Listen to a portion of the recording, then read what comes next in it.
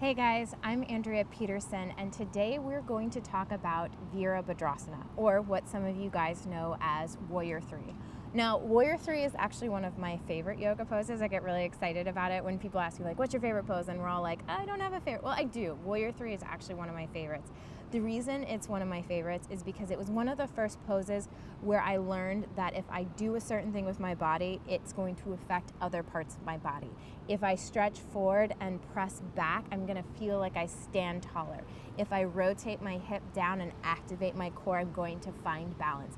And it really was one of those poses that I just realized this is how I can feel my body connecting with the energy and the strength of what I am doing. And that brings me to what this pose is called, which is Virabhadrasana, or fierce warrior pose. When you're in it, you feel energy, you feel power, and you feel strength.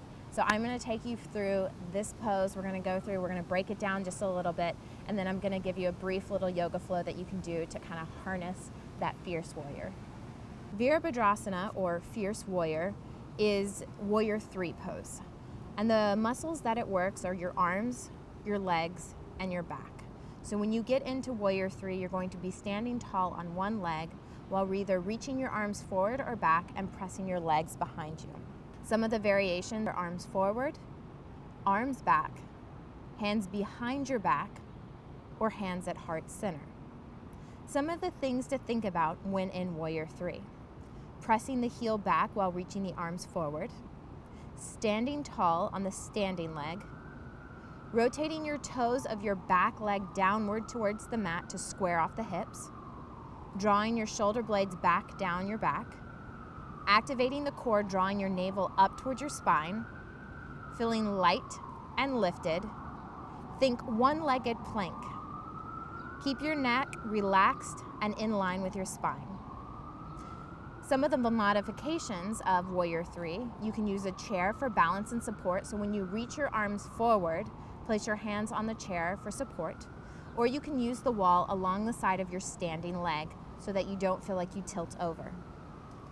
Some of the physical benefits of Warrior 3, or Virabhadrasana 3, are to strengthen the ankles and legs, strengthen shoulders and muscles of the back, tone the abdomen, improve balance and posture, create stability in the whole body, and improve balance.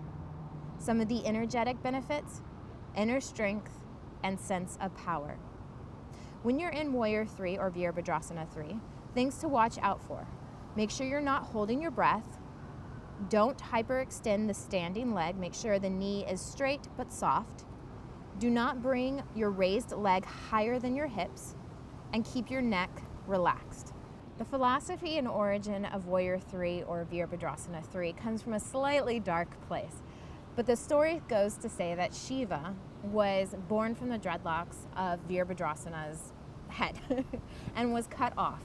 And through this rage that was manifested from feeling like his true love had died, he goes and kills King Daksa. So the pose that is represented is from when he reaches forward and places the king's head on a stake.